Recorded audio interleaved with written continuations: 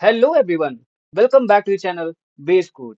अगर आप प्रोग्रामिंग बिल्कुल जीरो से स्टार्ट कर रहे हैं या प्लेसमेंट, इंटर्नशिप या डीएससी या सॉफ्टवेयर डेवलपमेंट के लिए एक स्ट्रॉन्ग फाउंडेशन बनाना चाहते हैं, तो आप बिल्कुल सही जगह पे हैं। इस कंप्लीट सी प्रोग्रामिंग सीरीज में हम बेसिक से लेकर एडवांस तक के कॉन्सेप्ट को छू रहे होंगे।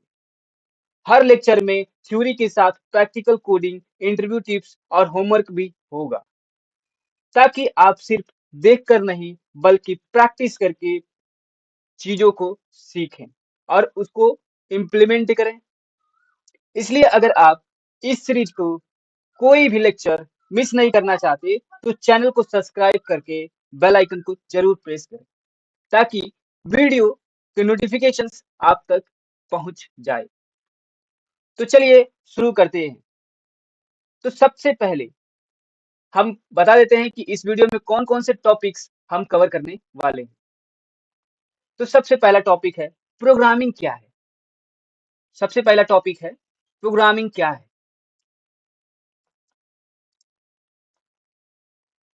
प्रोग्रामिंग क्या है? बहुत ही जेन्युइन सा सवाल है कि हम सी प्रोग्रामिंग सीखने जा रहे हैं और हमें प्रोग्रामिंग का मतलब ही नहीं मालूम। तो सबसे पहले जानते हैं प्रोग्रामिंग क्या है। ठीक है, तो प्रोग्रामिंग आखिर होती क्या है? प्रोग्रामिंग का मतलब सेट ऑफ इंस्ट्रक्शन होता है। क्या होता है? सेट ऑफ इंस्ट्रक्शन होता है जो कंप्यूटर को दिया जाता है। कंप्यूटर खुद भी कुछ नहीं करता, वो सिर्फ वही करता है जो हम उससे इंस्ट्रक्शन के फॉर्म में बोलते हैं। एक सिंपल सा एग्जांपल लेते हैं। मान लीजिए आप किसी दोस्त को मैगी बनाना सिखा रहे हैं। आप उससे स्टेप बाय स्टेप इंस्ट्रक्शन देंगे। मान लीजिए कि आपको मैगी बनवाना है, तो आप क्या करेंगे? दोस्त को स्टेप बाय स्टेप क्या करेंगे? उसको प्रोसेस बताएंगे, इंस्ट्रक्शन देंगे। स्टेप बाय स्टेप क्या करेंगे? इंस्ट्रक्शन देंगे। ठीक है, तो इंस्ट्रक्शन में आप क्या देंगे? यही देंगे कि पहले पानी गर्म करो। ठीक है, पानी गर्म हो गया। फिर क्या करेंगे? नूडल बनाओ। पहले पानी गर्म करो। पानी को हम लोग गर्म कर लिए। ठीक है, पानी गर्म करने के बाद फिर क्या करेंगे हम लोग? पानी गर्म कर लिए। ठीक है, अब इसके बाद क्या करेंगे? फिर नूडल डालो उसमें। नूडल डाल दिए भाई। क्या करेंगे? नूडल डाल देंगे। ठीक है, उसके बाद फिर मसाला डालो। मान लीजिए आपने कहा उसमें आप फिर क्या करो? मसाला डालो। मसाला डाल दिए भाई। ठीक है, मसाला डाल दिए। मसाला डालने के बाद फिर क्या कहेंगे? फिर 2 मिनट वेट करो, कुछ मिनट तक वेट करो। वेट करने के बाद क्या होगा? अगर आप कोई स्टेप मिस कर दोगे तो रिजल्ट भी गलत आएगा। बिल्कुल, अगर आप उसको, अपने दोस्त को मैगी बनाना सिखा रहे हैं, तो स्टेप बाय स्टेप आपको क्या करना पड़ेगा? इंस्ट्रक्शन देना पड़ेगा। आपने कहा सबसे पहले पानी गर्म करो, पानी गर्म करा। फिर आपने कहा नूडल उसमें डाल दो, नूडल डाल दिया। उसके बाद कहा आपने उसमें मसाला डाल दो, मसाला डाल दिया उसने। फिर आपने कहा कि 2 मिनट वेट करो। वेट करने के बाद आप उसको चलाते रहो, तो आपका नूडल बन जाएगा। अगर आपने इसमें किसी भी स्टेप्स में, आपके इंस्ट्रक्शन में किसी भी स्टेप आप थोड़ा ऊपर नीचे कर देंगे, या फिर आपके इंस्ट्रक्शन में थोड़ा सा कमी होगी, तो आपका जो नूडल का रिजल्ट है, जो आपका मैगी का रिजल्ट है, वो क्या होगा? डिस्ट्रॉय हो जाएगा। कुछ जो आप चाह रहे होंगे वैसा रिजल्ट नहीं आ रहा होगा। उसी प्रकार से प्रोग्रामिंग होता है। क्या होता है? प्रोग्रामिंग होता है। प्रोग्रामिंग भी क्या होता है? एक सेट ऑफ इंस्ट्रक्शन होता है। क्या होता है? Set of instruction. जो प्रोग्रामिंग आपका ये है, वो क्या है? सेट ऑफ इंस्ट्रक्शन होता है। सेट ऑफ इंस्ट्रक्शन होता है। ठीक है,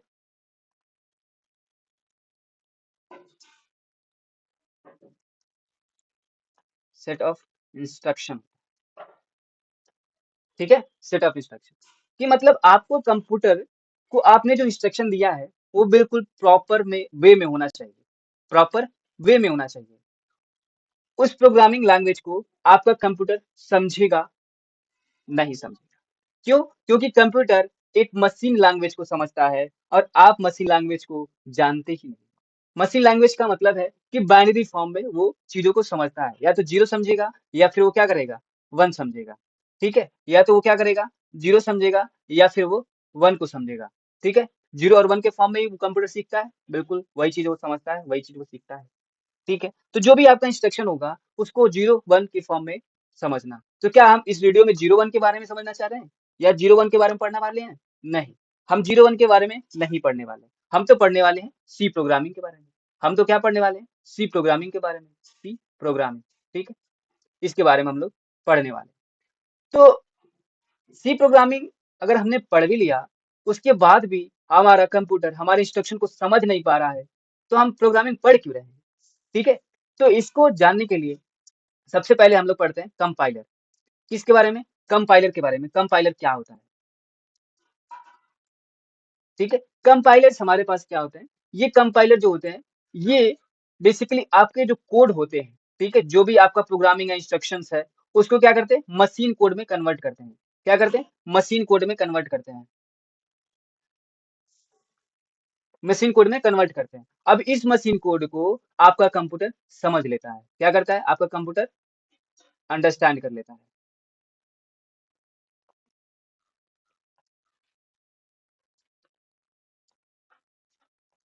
कर लेता है। ठीक है? ठीक है।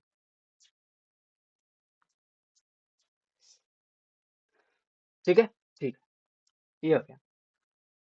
आपका जो कंपाइलर होगा, वो क्या करेगा? आपने जो भी इंस्ट्रक्शन दिए हैं, जो भी आपने सेट ऑफ इंस्ट्रक्शन दिया है, उसको क्या करेगा? जो भी आपने सेट ऑफ इंस्ट्रक्शन दिया है, सेट ऑफ इंस्ट्रक्शन, उसको क्या करेगा? कंपाइलर मशीन कोड में कन्वर्ट करेगा। मशीन कोड क्या करेगा?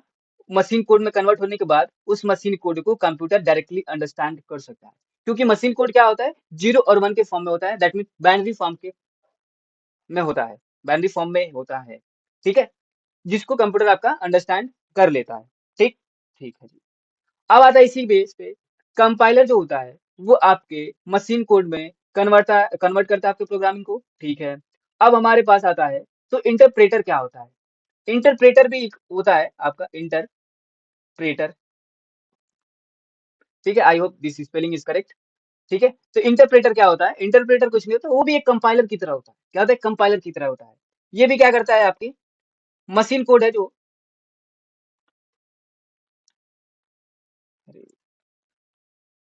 ठीक है, ये भी इंटरप्रेटर क्या होता है? मशीन कोड को मशीन कोड में कन्वर्ट करता है। ये भी क्या करता है? मशीन कोड में कन्वर्ट करता है। अब मशीन कोड को फिर से आपका कंप्यूटर समझ लेता है। ठीक है। ये मशीन कोड है, उसको ये कंप्यूटर समझ लेता है। ठीक है। तो दोनों में अंतर क्या है? दोनों में अंतर क्या है? इस अंतर को हम समझेंगे जब हम कोड लिख रहे होंगे। तो इन दोनों के बीच में हम डिफरेंस तब समझेंगे जब आपका हम लोग फर्स्ट प्रोग्राम या फिर 2-4 प्रोग्राम पढ़ लेंगे, उसके बाद हम लोग इसके बारे में पढ़ेंगे। कंपाइलर और इंटरप्रेटर के बीच में डिफरेंसेस क्या होते हैं। ठीक है? ठीक है।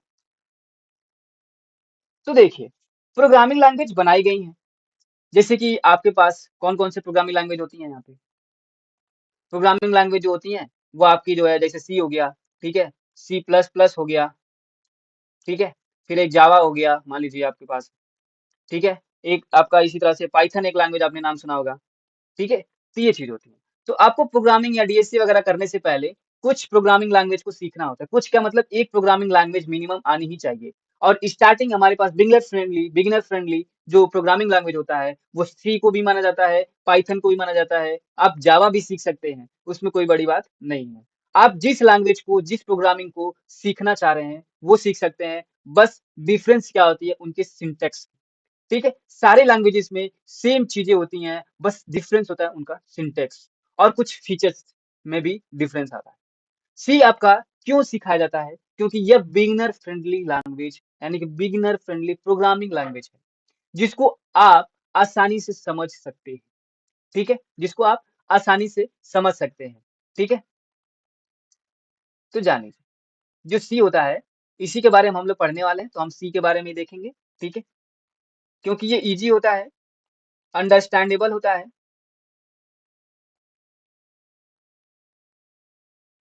ठीक है? एंड ये पोर्टेबल होते हैं। पोर्टेबल का मतलब यह है कि आप इसको किसी और भी अ, डिवाइस में यूज़ कर सकते हैं। जैसे कि आप अगर विंडो यूज़ कर रहे हैं, तो विंडो में भी आपका सी जो है सेम काम करेगा। इस कोड को आप लिनक्स में चलाएँगे, तो भी वो सेम काम करेगा। आपको कोई उसमें मॉडिफ़िकेशंस वगैरह नहीं करना पड़ेगा। कोई भी उसमें मॉडिफ़िकेशन नहीं करना पड़ेगा। ठीक है? ठीक है। आई होप आपको इस तीनों पॉइंट समझ में आ रहे होंगे। तो अब चलते हैं सी के बारे में पढ़ने। ठीक है? ठीक है।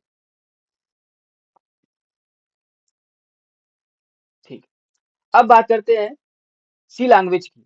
सी एक जनरल पर्पज प्रोग्रामिंग लैंग्वेज है। इसे 1972 में डेनिस रैची ने बेल लैब में डेवलप किया था। क्या हुआ था? 1900, इसकी हिस्ट्री हम बता देते हैं। हिस्ट्री,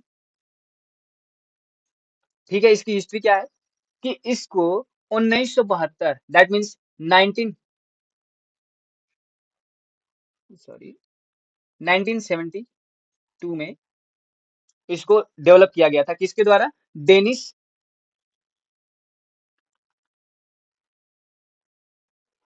डेनिस रिच्चे, ठीक है, इनके द्वारा डेवलप किया गया था। कहाँ पे किया गया था? ये बेल एक लैब होती है, ठीक है, बेल लैब में किया गया था। ठीक है, ठीक है, हिस्ट्री इसकी यही है कि 1972 में इसको Dennis Ritchie, I hope this pronunciation correct, okay, तो उन्होंने बेल लैब में इसको डेवलप किया था।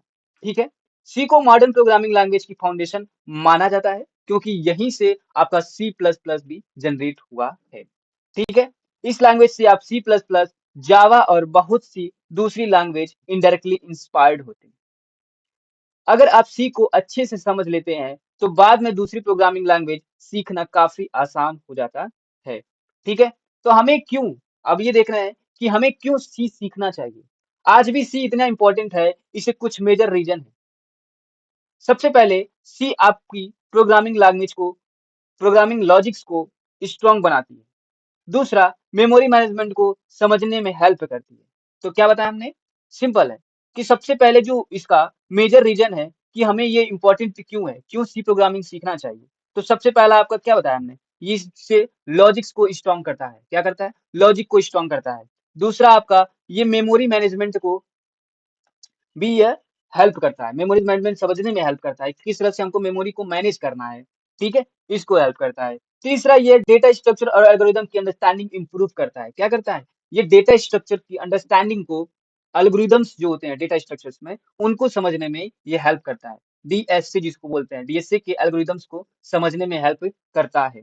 ठीक है, अब बात करते हैं हम लोग इसके फीचर्स के बारे में। फीचर्स क्या होती हैं? अभी तक तो हम लोग पढ़े इसको पढ़ना क्यों चाहिए, सी प्रोग्रामिंग को पढ़ना क्यों चाहिए। अब हम देखते हैं आखिर इसके फीचर्स क्या हैं। फीचर्स क्या हैं? ठीक है, फीचर्स क्या हैं? अब फीचर्स इसका देखने के लिए, ये एक सिंपल होता है, हमने बताया ऊपर ही क्या होता है, सिंपल लैंग्वेज है। ठीक है, पहला पॉइंट हो गया। अब दूसरा हमने बताया पोर्टेबल होता है। आप इस चीज को यूज कर सकते हैं अपने थ्योरेटिकल एग्जाम्स के लिए। जैसे अगर आप एकेटिव से पढ़ रहे हैं तो आपने वहां पे एक सब्जेक्ट होता है एक, ठीक है, शायद फर्स्ट सेमेस्टर या सेकंड सेमेस्टर में होता है। ठीक है, तो सी प्रोग्रामिंग का एक बकायदा सब्जेक्ट्स होते हैं, उसमें आपको सी सिखाया जाता है और उससे रिलेटेड प्रॉब्लम्स और उनके लॉजिक्स, उनसे प्रोग्राम के प्रॉब्लम्स पूछे जाते हैं। ठीक है, तो उनसे कुछ थ्योरेटिकल भी प्रॉब्लम्स होती हैं जिसको आपको लिखने होते हैं। तो ये फीचर्स ऑफ सी वगैरह भी पूछ लिया जाता है। ठीक है, तो फीचर्स क्या होते हैं इसके? सिंपल लैंग्वेज है, दूसरा पोर्टेबल होता है, और तीसरा स्ट्रक्चर्ड प्रोग्रामिंग को सपोर्ट करता है। क्या करता है? स्ट्रक्चर्ड प्रोग्रामिंग को सपोर्ट करता है। स्ट्रक्चर्ड, ठीक है, प्रोग्रामिंग को सपोर्ट करता है। ठीक है, आगे एफिशिएंट मेमोरी मैनेजमेंट, जो कि हमने पहले ऊपर बताया, ये क्या करता है? मेमोरी मैनेजमेंट करता है, मेमोरी मैनेजमेंट में हेल्प करता है। ठीक है, ठीक है, एफिशिएंट मेमोरी होती है इसकी। ठीक है, ठीक है,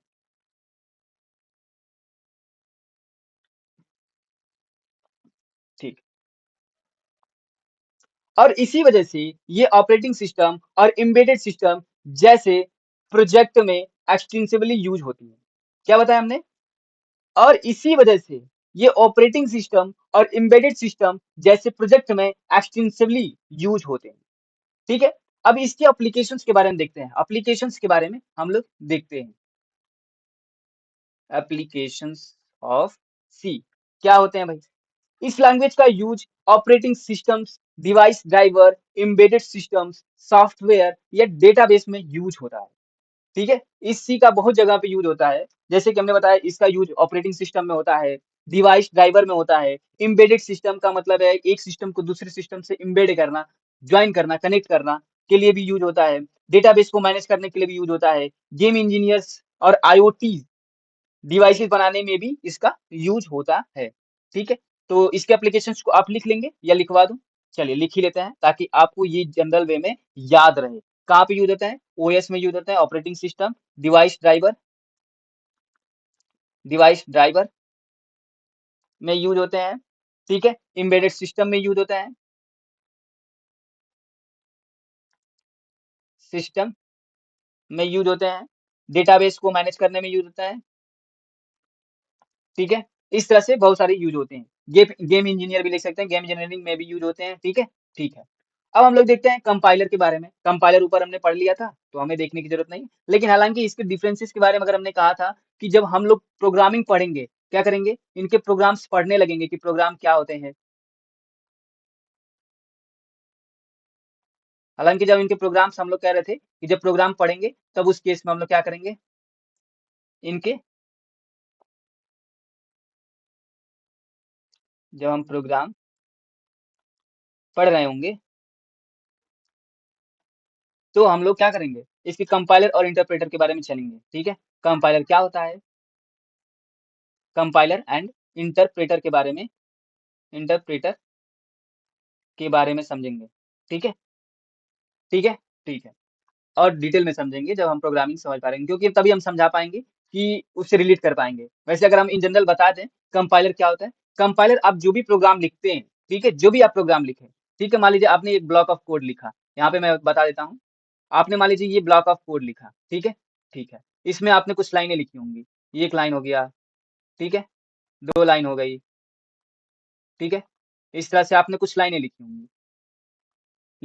जनरली आप कॉपी पेन पे भी क्या करते हैं, कुछ लाइनें लिखते हैं।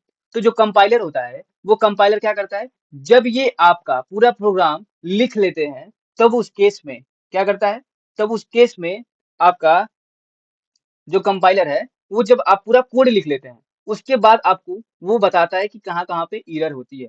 ठीक है, सारे कोड को वह एक समय पे मतलब इंटायर कोड को रन करता है। ठीक है, जो इंटरप्रेटर होता है वो लाइन बाय लाइन चीजों को एग्जीक्यूट करता है। अगर आप चीजों को लाइन बाय लाइन इंटरप्रेट करते हैं या फिर उसको समझते हैं, उसको इनकोड करते हैं, ठीक है, अगर आप क्या करते हैं यहाँ पे, ठीक है,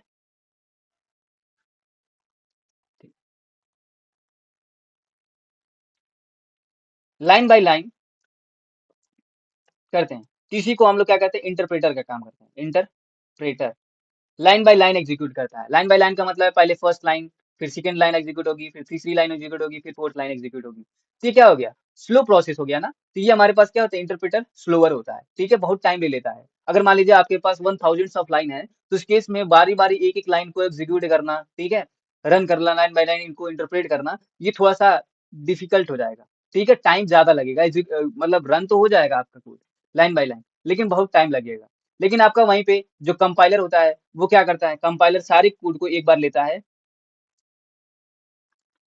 कंपाइलर क्या करता है, सारे कोड को एक बार लेता है, उसको एक बार में ही एग्जीक्यूट करा देता है। ठीक है, क्या करता है, एग्जीक्यूट करा देता है।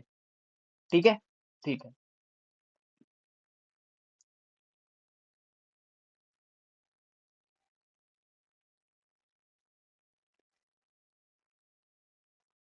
एग्जीक्यूट करा देता है। ठीक है, अब यहाँ पे कंपाइलर जो होता है, जो भी आपके कोड में एरर होता है उसको भी ये बताता है। क्या बताता है, यह जो होता है आपका कंपाइलर, कंपाइलर कोड में एरर को भी डिबग करता है, एरर डिबगिंग करता है, डिबग, ठीक है, डिबग करता है। और तो और आपका यह इंटायर कोड को एक बार में ही एग्जीक्यूट करता है। यही था इंटरप्रेटर और कंपाइलर के बारे में। आई होप आपको ये समझ में आ रहा होगा। इस चीज को मैं कोड के हेल्प से भी बताऊंगा। ठीक है, ठीक है। अब देखते हैं आपका नेक्स्ट टॉपिक है, आईडीई क्या होता है। क्या होता है आईडीई, आईडीई क्या होता है भाई, आईडीई जो होता है इसका फुल फॉर्म जो होता है वो होता है आपका इंटीग्रेटेड डेवलपमेंट इन्वायरमेंट। क्या होता है, इंटीग्रेटेड, इंटीग्रेटेड डेवलपमेंट इन्वायरमेंट। ठीक है, इन्वायरमेंट स्पेलिंग गलत है क्या, हो रहा है इन्वायरमेंट, ठीक है। तो ये आईडीई का मतलब है इंटीग्रेटेड डेवलपमेंट इन्वायरमेंट। ये क्या मतलब है भाई? यह एक इन्वायरमेंट प्रोवाइड करता है। क्या करता है ये? एक इन्वायरमेंट प्रोवाइड करता है जहां पे आप प्रोग्रामिंग लैंग्वेजेस को इम्प्लीमेंट करते हैं। क्या करता है? इन्वायरमेंट प्रोवाइड करता है जहां पे आप अपने कोड को क्या करते हैं? इम्प्लीमेंट करते हैं। ठीक है। कोडिंग करने के लिए हमें एक सॉफ्टवेयर की जरूरत होती है जिसे हम आईडीई कहते हैं। क्या कहते हैं? आईडीई कहते हैं। इसमें हम कोड लिखते हैं, सेव करते हैं, कंपाइल करते हैं और रन भी करते हैं। जैसे कि आप हमने बताया कि इसमें जो भी प्रोग्रामिंग लैंग्वेज होती है, ठीक है? सी हो गया या फिर सी प्लस प्लस हो गया या फिर अदर लैंग्वेज जावा हो गया या फिर आपका मान लीजिए आप पाइथन सीख रहे हैं तो पाइथन भी, ठीक है? पाइथन हो गया, ठीक है? इन सारे लैंग्वेजेस को कहीं तो लिखा जा रहा होगा। कहीं लिख करके उसको इंटरप्रेट किया जा रहा होगा या फिर कंपाइल किया जा रहा होगा, ठीक है? अब उसको कंपाइल करके रन करना कहाँ पे कर रहे होंगे? कोई तो जगह होगा ना, कोई सॉफ्टवेयर होगी। हाँ, सॉफ्टवेयर होगी ना, बिल्कुल होगी। तो वो जो सॉफ्टवेयर होती है, वो जो आपका एनवायरनमेंट होता है, एप्लीकेशंस होते हैं, वो आपके होते हैं जैसे कि वीएस कोड, ठीक है? वीएस कोड हो गया। क्या वीएस कोड ही बस होता है? नहीं, और भी होते हैं। जैसे कि आपका होता है कोड ब्लॉक्स। क्या होता है? Code blocks. कोड ब्लॉक्स पे भी आप कोड को लिख सकते हैं अपने, उसको इम्प्लीमेंट कर सकते हैं, उसको ड्राई रन भी कर सकते हैं, ठीक है? डीबग भी कर सकते हैं इस तरह से। और आपके पास क्या 2 ही होते हैं? नहीं, डेव इस तरह से डेव सी प्लस प्लस होता है। इस तरह से आपका विजुअल स्टूडियो जिसको हम वीएस कोड ही बोल रहे हैं, ठीक है? बस ये सारी चीजें इनफ है। लेकिन हम इन तीनों में किस पर अपने कोड को इम्प्लीमेंट कर रहे होंगे, अपने कोड को किस सॉफ्टवेयर पर, किस आईडीई पर हम लोग अपने कोड को लिख रहे होंगे, वो है आपका वीएस कोड, ठीक है? वीएस कोड पे हम लोग क्या कर रहे होंगे? अपने कोड को लिख रहे होंगे, अपने प्रोग्राम्स को सीख रहे होंगे, ठीक है? तो इसके इंस्टॉलेशन के बारे में आप यूट्यूब पर कई सारे वीडियो पड़े हुए हैं, उनको देख सकते हैं, ठीक है? वीएस कोड आप इंस्टॉल कर लेना। इंस्टॉल करने के बाद आप जो है हम लोग अब प्रोग्रामिंग सीखते हैं कि किस तरह से प्रोग्रामिंग लैंग्वेज लिखे जाते हैं। तो प्रोग्रामिंग लैंग्वेज से पहले हम लोग सी के कुछ सिंटेक्स सीख लेते हैं, ठीक है? देखिए, सबसे पहला लाइन होता है वहां पे हैश टैग इंक्लूड, सॉरी, इस तरह से हैश टैग इंक्लूड, ठीक है? एक हेडर फाइल होती है standard input output dot H, एक हेडर फाइल होती है, ठीक है? इसको हम लोग उसमें इंक्लूड कराते हैं, ठीक है? इसके बारे में हम लोग बाद में कभी पढ़ेंगे, ठीक है? इसके बारे में हम लोग बाद में कभी डिस्कस करेंगे या फिर अभी डिस्कस कर लेंगे थोड़ा सा। तो इतना करने के बाद आपको इंट मेन लिखना होता है, ठीक है? इतना लिखना होता है। उसके बाद आपको एक कर्ली ब्रैकेट लिखिए और नीचे आप लिख दीजिए प्रिंट एफ, इस तरह से। फिर आपको कोट में लिखना है परसेंटेज डी, ठीक है? सॉरी, परसेंटेज डी नहीं, आप कुछ मैसेज प्रिंट करना चाहते हैं जैसे कि हेलो बेस कोड, ठीक है? हेलो बेस कोड लिख सकते हैं या फिर हेलो अपना नाम लिख सकते हैं, ठीक है? इस तरह से लिख करके सेमीकोलन लिखना पड़ता है। अभी सबका हम लोग मीनिंग समझेंगे। इसके क्या मतलब है भाई? देखिए, ये आपका क्या है? एक ब्लॉक ऑफ कोड हमने लिख लिया। ब्लॉक ऑफ कोड का क्या मतलब है? इस ब्लॉक ऑफ कोड का क्या मतलब है? जो आपका ये ब्लॉक ऑफ कोड हमने बनाया है, इसका क्या मतलब? लाइन बाय लाइन इसको हम समझते हैं। हैशटैग इंक्लूड stdio.h ऐसे पढ़ते हैं। इसका मतलब ये है, हैश का मतलब है कि ये प्रोसेसर डायरेक्टिव का काम करता है। हैश का मतलब क्या है? प्रोसेसर डायरेक्टिव, ठीक है? ये प्रोसेसर डायरेक्टिव की तरह काम करता है। ये क्या देता है? डायरेक्शन दे रहा है कि ये इंक्लूड कराओ। किसको इंक्लूड कराओ भाई? स्टैंडर्ड, एसटीडी का मतलब है स्टैंडर्ड, आई आई का मतलब है इनपुट, ओ का मतलब है आउटपुट, डॉट एच क्या दर्शा रहा है? डॉट एच दर्शा रहा है एक हेडर फाइल है। क्या है? हेडर फाइल है। तो हैश टैग आपके पास जो है यहाँ पे हैश है, वो हैश क्या है? ये एक डायरेक्टिव है। इंक्लूड क्या दर्शा रहा है? हमें इंक्लूड करना है किसको? स्टैंडर्ड इनपुट आउटपुट, एक लाइब्रेरी है, एक हेडर फाइल है, उसको इंक्लूड कराओ, ठीक है? इंट मेन के बारे में अभी बाद में देखते हैं, ठीक? ये क्या करते हैं भाई? इसके अंदर जो होता है ना, ये जो हेडर फाइल है, इस हेडर फाइल के अंदर आपके फंक्शंस होते हैं, जैसे प्रिंटफ फंक्शंस हो गया, ठीक है? प्रिंटफ फंक्शन हो गया, स्कैनफ फंक्शंस हो गए, ऐसे फंक्शंस होते हैं। प्रिंटफ क्या करते हैं भाई? प्रिंटफ जो होता है वो कहता है कि मेरे अंदर जो भी लिखोगे, यहाँ पे जो भी लिखोगे ना प्रिंटफ के अंदर, कोड के अंदर जो भी लिखोगे आप यहाँ पे, उसको मैं एज इट इज आपके आउटपुट पे शो कर दूंगा। जो भी इन्वर्टेड कामा के अंदर रखोगे एज अ टेक्स्ट, हम क्या कर देंगे उसको? एज ए टेक्स्ट उसको हम आउटपुट में शो कर देंगे, ठीक है? आई होप आप समझ पा रहे हो, ठीक है? ठीक है, ठीक है। अब आपका ये जो सेमीकोलन है, ये क्या दर्शाता है? सेमीकोलन जो होता है वो आपका बताता है कि जो सेमीकोलन है वो बताता है कि आपका कोड एग्जिट हो गया है, कोड खत्म हो चुका है। क्या है? एग्जिट है, ठीक है। कोड आपका एग्जिट बोल सकते हो, इंड बोल सकते हो। कोड आपका वो लाइन जो है वो खत्म हो चुकी है, ये बताता है। क्या बताता है? कोड की लाइन खत्म हो चुकी है, इसको इम्प्लीमेंट कर दो, ठीक है। ठीक है, तो हैश टैग इंक्लूड stdioh, जिसको हम लोग पढ़ते हैं इस तरह से, standard input output header file है, ठीक है। इंक्लूड कराओ, प्रिंटफ कराओ, इसको हम लिखेंगे प्रिंटफ इस तरह से, तो आपकी जो एज इट इज है प्रिंटफ के अंदर जो वैल्यू है उसको क्या कराएगा, वो प्रिंट करा देगा। तो चलते हैं इसके इम्प्लीमेंटेशन पार्ट को वीएस कोड एप्लीकेशन में हम लोग करके देखते हैं क्या एक्चुअली ऐसे ही कोड होते हैं, ठीक है। तो अब बढ़ते अपने फर्स्ट प्रोग्रामिंग कोड के बारे में, ठीक है। तो वीएस कोड को ओपन करेंगे, तो आपने वीएस कोड इंस्टॉल कर लिया होगा। वीएस कोड इंस्टॉल कर लिया तो आपको इस तरह का इंटरफेस आपको दिख रहा होगा। तो सबसे पहले आपने एक फोल्डर बना लेना है। फोल्डर बनाने के बाद आपको यहाँ पे इस प्लस आइकन बटन पर, प्लस जो आइकन दिख रहा है, इस पे क्लिक करके नया फाइल बना सकते हैं। नया फाइल आपका मान लीजिए हमने हेलो नाम दे दिया, हेलो डॉट सी करके एक्सटेंशन देना होता है। डॉट सी क्यों? क्योंकि ये सी प्रोग्रामिंग आप कोड लिख रहे हैं तो उसका एक्सटेंशन होता है डॉट सी। इस वजह से आपको यहाँ पे एक्सटेंशन डॉट सी यूज करना है। उसके बाद इंटर क्लिक करके आपको इस तरह से आ जाना है। आपका एक फाइल क्रिएट हो चुका है, ये हेलो नाम का। तो हमें क्या करना है, सिंपल सा पहले आपको हेडर फाइल को इंक्लूड कराना होता है। हैश टैग इंक्लूड किसको, हेडर फाइल को। कौन से, standard input output dot header, उसका एक एक्सटेंशन होता है, ठीक है। इस तरह से कर देंगे। वीएस कोड यूज क्यों कर रहे थे, अभी आपने देखा जब मैंने यहाँ पे डॉट लिखा था तो उस केस में आपको सजेशंस आ रहे थे। सजेशंस क्या, वही सजेशंस होते हैं जिनको आप मान लीजिए स्टैंडर्ड इनपुट आउटपुट के बारे में नहीं मालूम है, लेकिन थोड़ा बहुत याद है कि एसटीडी करके कुछ होता है। तो जैसे ही एसटीडी आप लिखेंगे तो आपको एक सजेशन खुल जाता है, तो आपको ये चीजें याद नहीं करनी पड़ती है, वो आपको बिल्कुल याद हो जाता है, ठीक है। वो आपको दिखा देता है कि हाँ ये चीज है। इस तरह से आपको चीजें याद होती रहती है, बाय द प्रैक्टिस आप चीजें याद ही कर लेते हैं, ठीक है। इंट मेन करके आप आगे बढ़ते हैं, बढ़ गए।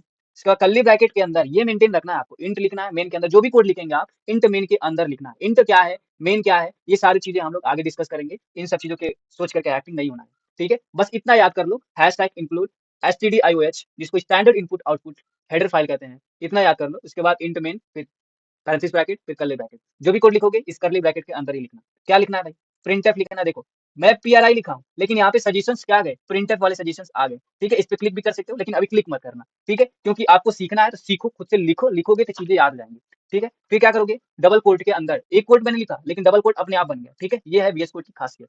इसके अंदर हमने क्या लिखा है, हेलो बेस कोड। भैया अपना प्रमोशन कर रहे हैं, अरे कर लेने दो भाई, ठीक है। तो प्रिंटफ इस तरह से कर लें।